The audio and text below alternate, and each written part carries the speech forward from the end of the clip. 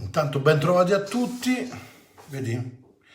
Meno canari, più cinofili, no?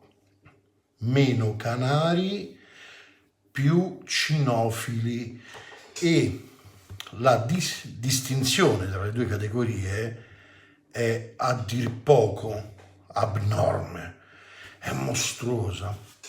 Mi avevano avvertito che dopo un certo numero di iscritti, guarda, onestamente, un noto blogger notissimo mi aveva detto: guarda, dopo i 2000 iscritti avrai i primi problemi. No, intenderai i problemi. I primi haters. Io come haters? Perché? Cioè, ma perché? Niente, così mi ha detto, così è successo. Quindi buonasera a tutti, buongiorno a tutti, qualunque ora vediate il video. In questo canale io voglio meno canari, più cinofili, meno canari, più cinofili. Vale a dire, se voi cercate in questo canale un qualcosa che vi dica è sempre tutto, è sempre tutto bello, è sempre tutto giusto, le cose tra virgolette politicamente corrette, almeno stando a quelli che sono i vostri criteri, questo è il canale meno adatto a voi. Per quanto mi riguarda non è così. Qui si parla di cinofilia. Ho anche un canale Telegram nel quale comunico quando faccio un nuovo video, che si chiama Attenti al cane, comunque mi riconoscete dalla faccia su Telegram, che è l'altro riferimento unico che uso insieme alla pagina e al sito per quanto riguarda l'attività cinofila e quelli che sono i miei video.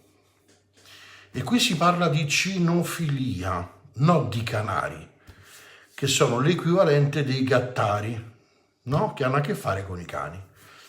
Sono un mondo a parte, sono quelli che... Io ho fatto un video la scorsa settimana dove nella descrizione del video non solo citavo la fonte, ma mettevo proprio i riferimenti, il testo, il libro. Allora, fino al video prima mi dicevano: per favore, potresti darci delle indicazioni sui libri, sulle cose? Perfetto, l'ho fatto. Poi lo abbiamo fatto in diretta con Carlo Fagioli. Non è detto poi che siamo d'accordo, Cioè io, Carlo Fagioli, o io con Gianluca Baratozzi, o io con altre persone che andrò a prendere, non necessariamente siamo e saremo sempre d'accordo sui concetti che andremo a sviluppare. E questo è la cosa bella, cioè essere d'accordo che non si è d'accordo. Questo almeno per quanto riguarda la cinofilia ufficiale. Non sempre in cinofilia ci sono delle risposte, tutte quelle risposte che noi vorremmo. La cosa bella, la cosa che a me piace, è cercare di mettere tutto questo sul banco degli imputati, cioè di mettere tutto questo alla luce del sole e cercare di capirci un pochettino meglio. Alla base di questo c'è un profondo amore cinofilo che nulla ha a che fare con quelli che sono i canari, che fanno parte di un settore completamente diverso dal mio, con il quale io non voglio minimamente a che fare, non voglio avere minimamente a che fare. Cioè, a me non interessa, nel senso, vivo bene, credetemi, economicamente anche senza di voi, anzi soprattutto senza di voi. Anzi, vivo bene proprio senza di voi economicamente, che siete la rovina del mondo cinofilo. Quindi se siete delle persone convinte di avere delle verità assolute, io non sono il depositario delle verità assolute se non delle mie, che posso cambiare da qui a 3 minuti, cioè fra 3 minuti ci ripenso perché mi è venuta in mente un'altra cosa e allora posso cambiare pensiero su qualcosa. Almeno questo è per quanto mi riguarda, per quanto riguarda la mia vita. Magari le mie esperienze mi portano a trarre delle diverse conclusioni. A quel punto cambio idea. Sono fatto così, cioè io sono in continua evoluzione, cerco di essere in continua evoluzione. Se così non siete, pace, questo non è il canale per voi. Detto questo, oggi parliamo del Kangal. I riferimenti noti sul Kangal li conoscete tutti, quindi non sto qui a farvi il pippone su cosa è il Kangal. Parliamo di Turchia, parliamo di una Turchia rigida climaticamente, quindi escursione termica molto intensa, il che significa molto spesso in determinati periodi dell'anno notti rigide e fredde, mezze mattinate assolate, pomeriggi caldi. Escursione termica, per escursione termica si intende, no? Per l'appunto un cambiamento di gradi molto ampio. Essendo stato fatto e parto da questo, quando si parla del Kangal, in quella regione è un cane che per l'appunto sotto questo aspetto ti garantisce, come dire, una serenità sotto l'aspetto ambientale. C'è un cane che sa adattarsi e al clima della Sicilia e al clima della Valle d'Aosta. È un cane che, se decidi di prendere, quindi andiamo al primo aspetto climatico ambientale. Dici, sai, vivo in Sicilia, però è un cane grosso. Sai, vivo in Val d'Aosta, quello è un cane turco, in Turchia fa caldo. No, non vale la prima e non vale la seconda. Il Kangal dove lo metti sta, ovviamente,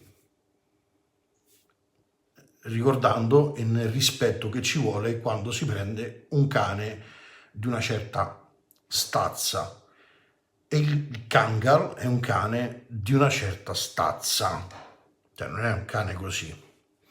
È un cane da pastore.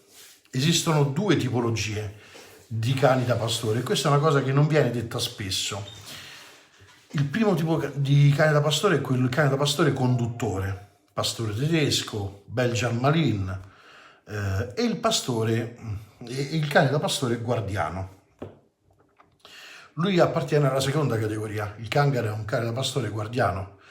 Il cane da pastore guardiano, questo inteso proprio a grandi linee, contrariamente a quello che viene promulgato da qualche appena alfabetizzato cinofilo, e purtroppo ce ne sono diversi, non tra i professionisti, ma tra gli appena alfabetizzati cinofili, ha una particolarità, che per sua stessa natura, in linea non del tutto teorica ma pratica, a differenza di un cane che nasce per essere un cane da guardia, difesa e utilità, nella sua, io non tocco mai il tasto DNA, perché andare a sondare il DNA è una cosa talmente lontana che a me viene da ridere anche solo quando lo esprimono, quando mi dicono no perché quel calciatore ha nel suo DNA, no perché quel cane ha nel suo DNA. Cioè il DNA è una cosa talmente lunga che se sciolta ci fa il giro dell'equatore. Il DNA è una cosa impossibile, quindi quando nominano il DNA mi vengono sempre i brividi sotto tutti gli aspetti. Quindi non andiamo a toccare il DNA, però ha nella sua memoria un cane da pastore guardiano la difesa del gregge, la difesa dei suoi animali, qualunque essi siano, o in linea di massima quello che molti considerano la difesa del territorio. E questo è, solo su questo si potrebbero fare delle lezioni di didattica sull'argomento. Per quale motivo? E questo non solo sul Kangal, perché quando si prende un cane da pastore del Caucaso, un Kangal, pastore dell'Asia centrale, meticci del Piemonte centrale che vengono spacciati come altri cani, che voi tanto sapete di chi parlo. Cioè quando si prendono questi cani, che sono dei cani da pastore, si parla di cinofilia naturale o di nuovi metodi di cinofilia naturale, ci metto dentro anche il maremmano, ci si dimentica sempre di dire una cosa, che il cane da pastore, da guardia e non conduttore, il cane da pastore, da guardia, se gli metti una recinzione intorno, cioè se tu fai questo, lui già è snaturato, cioè crollano tutti i principi che poi vai a promulgare a domino, perché un cane da pastore guardiano nasce per avere davanti a sé il nulla, l'immensità.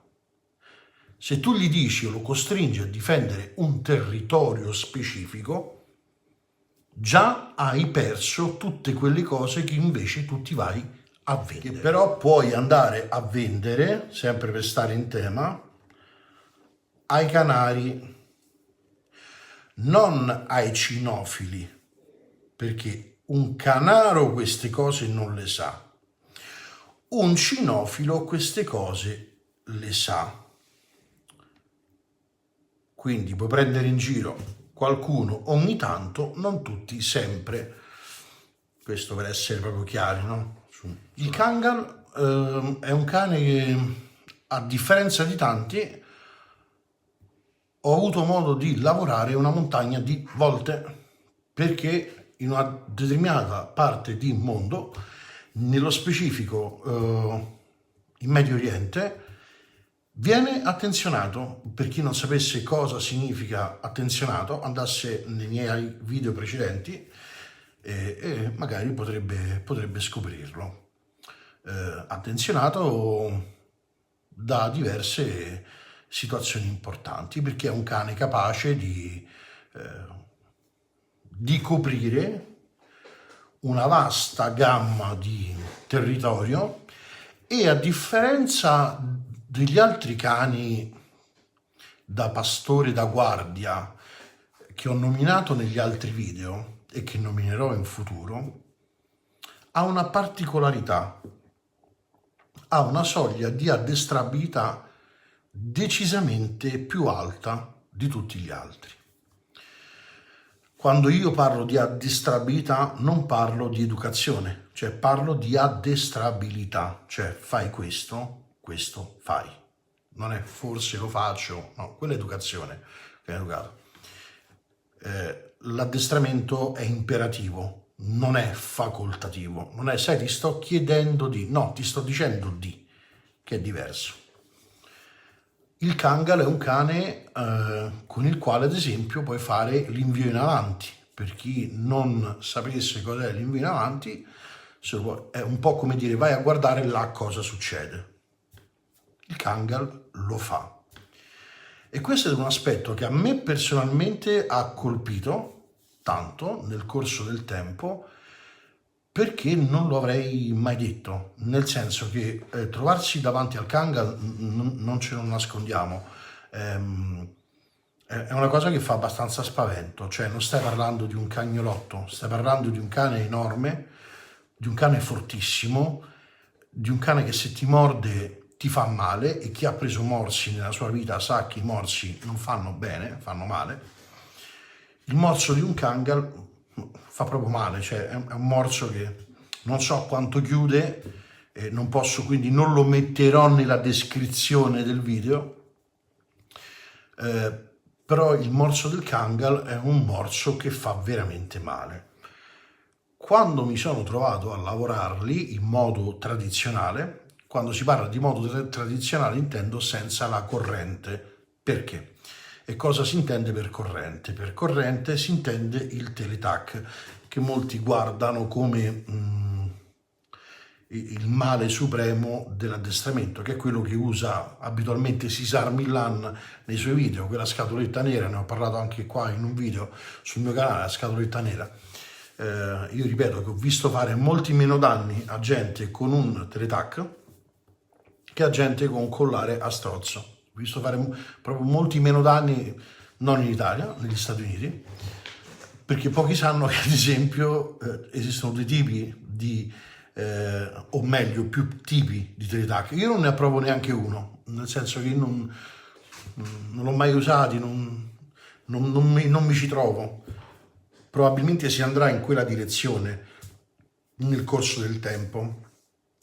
però c'è chi chi è capace di usare la corrente come stimolo, ripeto, come stimolo, quindi non quella cosa che uno si immagina, che bruci il cane, lo friggi, no, sono delle schiccherette che danno uno stimolo, ma questo non c'entra niente, faremo un video successivamente, perché qui fa parte proprio delle bufale, no? Uno dovrebbe aprire poi un canale a parte dove andare a segmentare, a dividere tutte le bufale che vengono dette. Allora uno pensa al collare elettrico, immagina una cosa che attacchi il cane alla presa della corrente e il cane muore. No, non funziona così, non è così, perché un cane lavorato sotto stimolo con la corrente ti dà sicuramente di più di un cane lavorato in sottomissione in un collare a strozzo, per farla breve.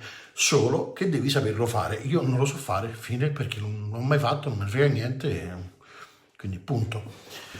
Tornando al Kangal, quando ho avuto l'opportunità di lavorarlo e io come tanti ho cominciato a fare questo lavoro perché avevo paura dei cani da ragazzino, cioè da bambino ero terrorizzato dai cani e quindi mi sono avvicinato ai cani proprio per esorcizzare dentro di me questa cosa. Quando ti trovi a guinzaglio con un cane grosso come il Kangal, con la capoccia così, qualche domanda te la fai, più di una domanda te la fai, che dice.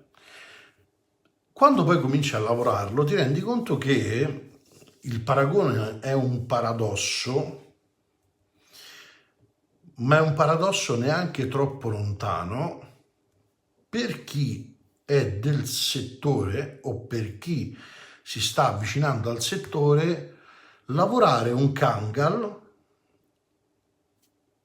è abbastanza simile al lavorare un cane da San Bernardo.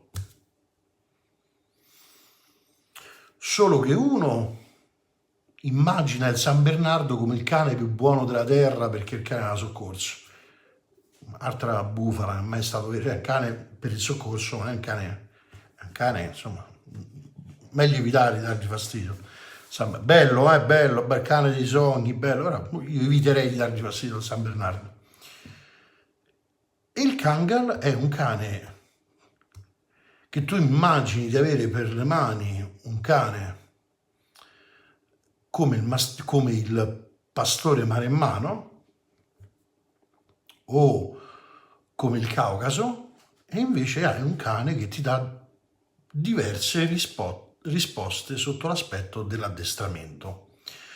Chiaro che queste risposte non saranno mai al pari delle risposte dei cani da pastore conduttore, cioè saranno, ma non sono neanche estremizzate come quelle risposte che ti arrivano dei cani da pastore da guardia. È una via di mezzo, c'è un cane che ti concede una possibilità in più sul lavoro ed è il motivo per il quale, per l'appunto, viene impiegato anche in ambito militare. Non sempre, non necessariamente, ma in diverse situazioni, per la sua capacità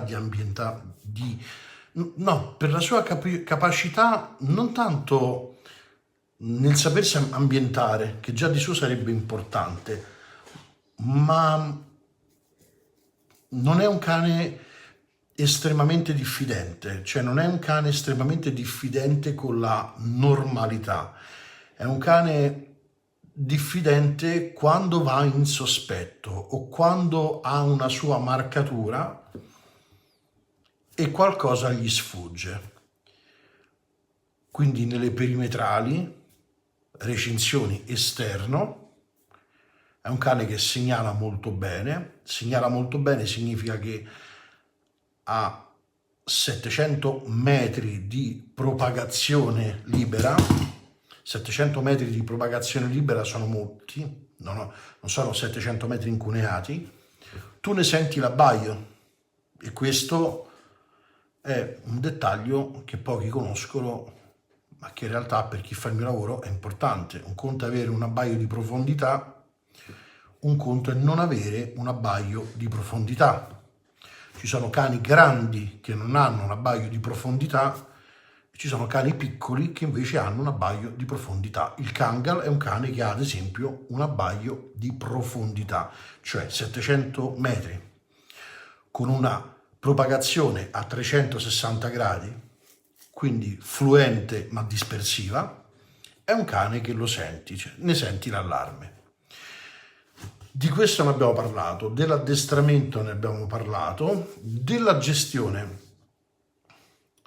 Secondo me è uno dei cani tra i più gestibili in ambito familiare per chi vive grandi realtà, a patto che vi sia un continuo e un continuativo rapporto umano con il proprio cane, cioè a patto che ci si faccia vedere spesso. Generalmente chi ha questi cani o chi può permettersi questi cani nel mio settore, chi è nel mio settore?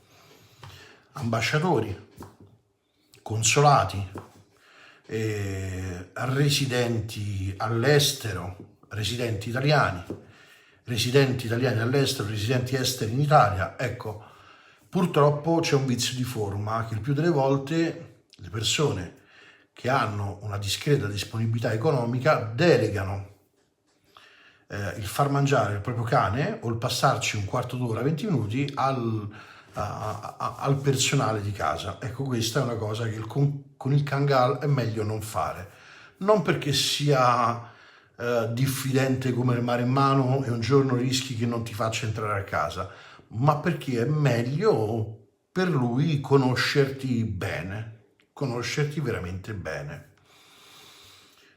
Nel caso invece si ricerchi nel Kangal un cane da far vivere in ambito familiare medio borghese, quindi villetta con villetta, bar, comunque giardino,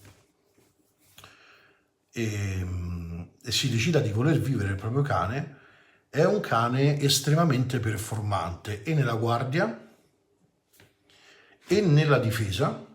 È un cane che può lavorare anche sulla difesa senza alcun tipo di problema, e sulla guardia e sulla difesa, e come cane da compagnia, nel senso che è un cane che ci sta al gioco, è un cane, poi crescendo tutti i cani perdono voglia di giocare, come persone anziane, dopo un po' si rompono le scatole, non è che... Però è un cane che, a differenza del pastore del Caucaso o del mastino tibetano, che sono più musoni, il Kangal è un cane sotto questo aspetto più performante, che si adatta facilmente anche ai giochi con i bambini, perché è talmente sicuro di sé che non gli puoi far veramente nulla, nel senso che gli puoi fare quello che ti pare. Se si affeziona a un bambino, il Kangal non si affeziona a qualcuno, non glielo puoi toccare. È veramente, non gli devi, se si affeziona a chiunque della casa o comunque genericamente alle persone della casa, è l'equivalente di non so, di Kevin Costner con Whitney Houston su Bodyguard, cioè non gli puoi toccare, lui sta là ed è una cosa straordinaria. Si fa fare tutto ma non gli puoi fare nulla. Si fa fare tutto ma non gli puoi fare nulla.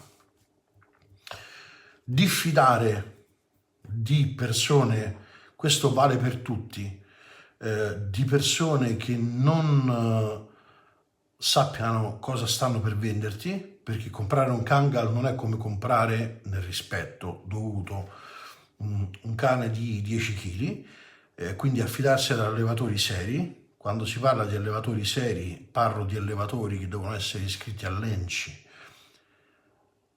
con un affisso, o se no con un affisso quantomeno che abbiano una storicità sotto l'aspetto dell'allevamento e che soprattutto possano rilasciarvi un pedigree. Poi più avanti spiegherò l'importanza del pedigree e della cinofilia ufficiale e del perché batto sempre su questo tasto, cioè sul perché sono per l'ufficialità delle cose e non la clandestinità. L'ufficialità, cioè rivolgersi a quelle persone che magari ti fanno pagare il cane un po' di più, non fanno le televendite sui social, non fanno le televendite su YouTube, non ti devono imbastire, prendi il cucciolo, il cucciolone, no, non ne hanno bisogno perché non sono diventati allevatori da pensionati. Hanno fatto una scelta a 15 anni, a 20 anni, a 25 anni e hanno deciso di fare questo per mestiere. Affidarsi a loro, perché quando si danno cani così importanti anche caratterialmente, si ha una grandissima responsabilità che finché non accade nulla, cioè noi abitualmente nel mio canale parliamo di cani che comunque sono potenzialmente estremamente pericolosi con tutte le virgolette del caso, e ne prendo una tanto per insegnare, cioè tanto per spiegare la differenza a chi, no? Differenza: meno canari, più cinofili, no? Meno canari, più quando parlano, quando dicono no perché il cane da pastore è il miglior cane da guardia al mondo, perché è cane che... sì.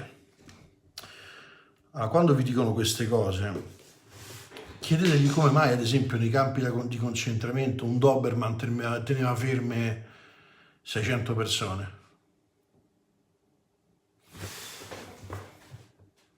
Perché non usavano un cane da pastore? I nazisti non li conoscevano? Non sarebbero stati in grado di usarli? No. Perché il cane da pastore nasce per andare contro gli animali, non contro le persone. Nasce per essere sottomesso alle persone e andare contro gli animali che aggrediscono il gregge.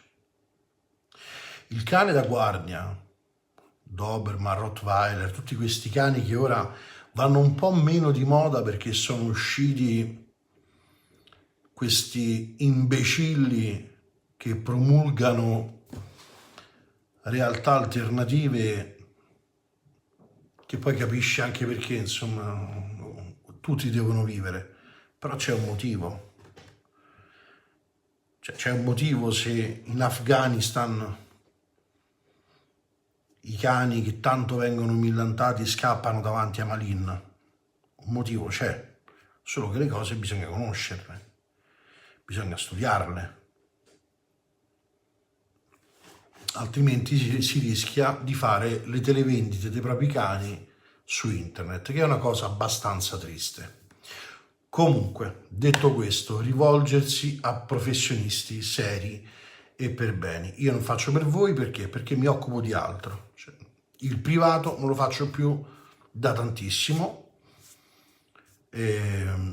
quindi non ho nulla a pretendere, cioè non mi dovete nulla.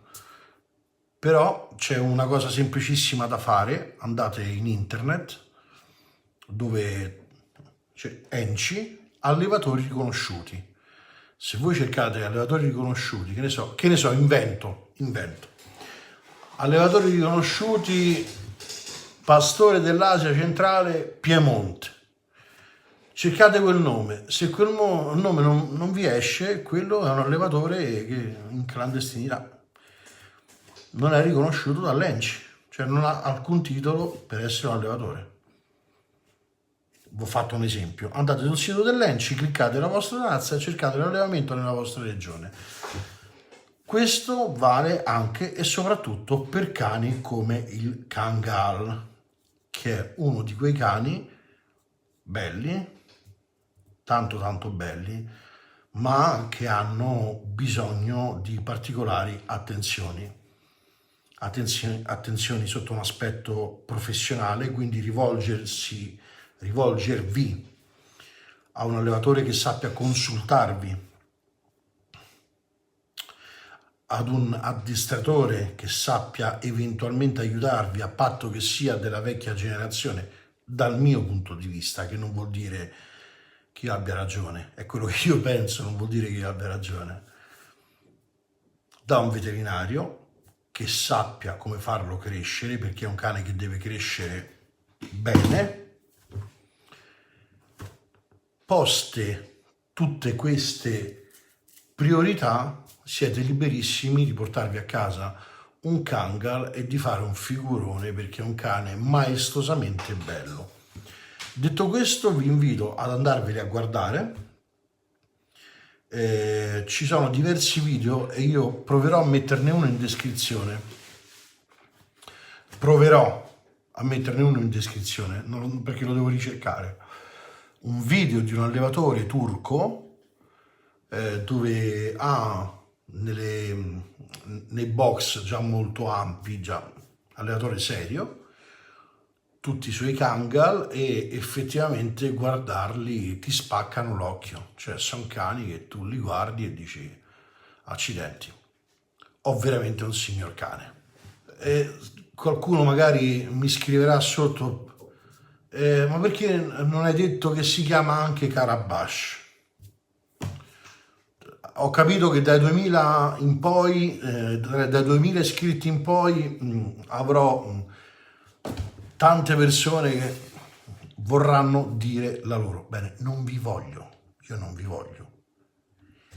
Meno canari, più cinofili. Meno canari, più cinofili. Io non vi voglio, io non vi voglio, non vi voglio, non vi voglio. Ultima domanda, che poi è un po' la solita: è un cane per tutti? No, no, allora, no, non è un cane per tutti, è un cane dove un discreto numero o un minimo di competenza deve esserci dietro, non perché altrimenti te se magni, no, perché i cani non mangiano le persone, salvo rare eccezioni, però non è un cane, cioè non è un primo, dicevo, qual è il primo cane che ti fa? Dice, no, ma è un Kangal. Bene, perfetto, qual è il primo animale domestico che fai? Niente, compro un leone, mi compro. Ecco, diciamo che il Kangal non è esattamente un cane per tutti. Per chi però ha una buona dimestichezza con questi animali, magari ha un suo storico e vuole un cane per la proprietà, il Kangal è un cane figo, tanto figo. Ciao a tutti, ci vediamo al prossimo video. Vi prego, haters, non rompete le palle, non più di tanto, fino a un certo punto, dai.